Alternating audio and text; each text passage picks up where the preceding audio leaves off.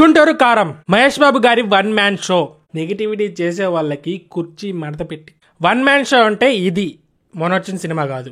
Okay, చూస్తున్నంతసేపు అన్ని సినిమాలు తిరుగుతా ఉన్నాయి మైండ్ లో. అత్తారిందారేది, అజ్ఞాతవాసి, అలా వైకుంఠపురం, ఈ మూడు సినిమాలు అయితే చాలా సీన్స్ చాలా సిమిలర్ గా ఉంటాయి ఈ సినిమాతో పాటు. ఈ సినిమాకి ఏ టైటిల్ పెడితే కరెక్ట్ గా ఉంటుందని నన్ను అడిగితే అమ్మగారి ఇంటికి దారేది అని పెడితే కరెక్ట్ గా ఉండేది.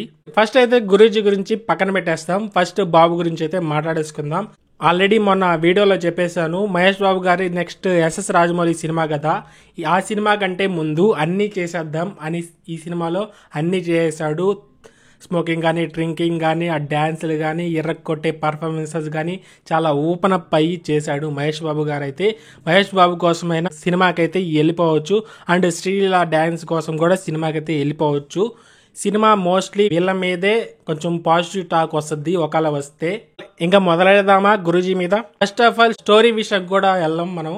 ఫస్ట్ లిప్సింగ్ కూడా ఉండదు. మెయిన్ యాక్టర్స్ కూడా, మహేష్ బాబు గారికి కూడా, ప్రకాష్ రాజు, అందరికీ మెయిన్ యాక్టర్స్ కూడా లిప్సింగే ఉండదు.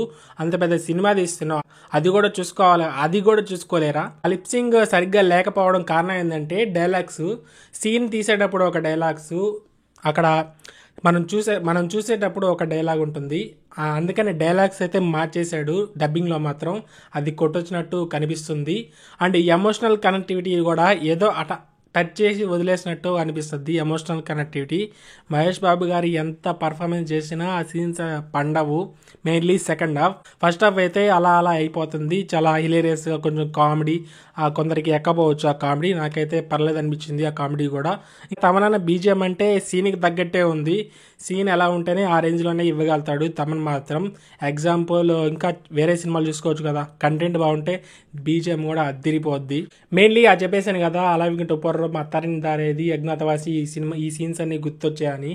చాలా సీన్స్ అయితే చాలా సిమిలర్గా అనిపిస్తాయి. కొన్ని డైలాగ్స్ కూడా అలాగే అనిపిస్తాయి నాకైతే. మహేష్ బాబు గారు చెప్తుంటే అత్తారిందారేదిలో పవన్ కళ్యాణ్ గుర్తొస్తాడు కొన్ని సీన్స్లో అయితే. అండ్ మహేష్ బాబు గారి ఫాదర్ క్యారెక్టర్ చేస్తారు కదా, అలా వైకుంఠపురంలో చేసిన క్యారెక్టర్ లాగే అనిపిస్తుంది.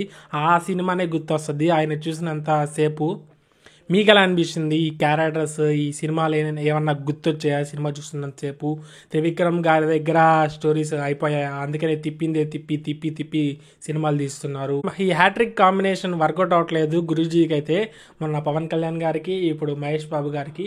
ఇది మరీ అంత రాడ్ కాదు, బట్ పర్లేదు అనిపించింది. మహేష్ బాబు గారి కోసం అయితే చూసేయచ్చు. ఫైనల్లీ చెప్పేది ఏంటంటే, ఈ సంక్రాంతికి ఒక కంప్లీట్ మహేష్ బాబు గారి సినిమా అయితే చూడాలనుకుంటే వెళ్ళిపోండి.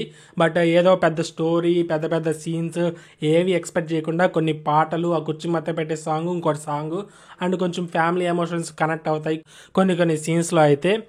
ఆ వాటి కోసం మాత్రమే వెళ్ళిపోండి. మహేష్ బాబు గారిని స్క్రీన్ మీద చాలా బాగా చూపించేశారు. చాలా కాలం తర్వాత, బిజినెస్ మ్యాన్ తర్వాత అనుకుంటా, సర్కార్ వారి పాటని హిట్ చేశారు. ఇంక దీన్ని హిట్ చేయకపోతే, సినిమా చూస్తుంటే మీరు కూడా కామెంట్ చేసండి ఎలా అనిపిస్తుందో. ఇంతవరకు సబ్స్క్రైబ్ చేసుకోకుండా ఉంటే సబ్స్క్రైబ్ చేసుకోండి. బాయ్.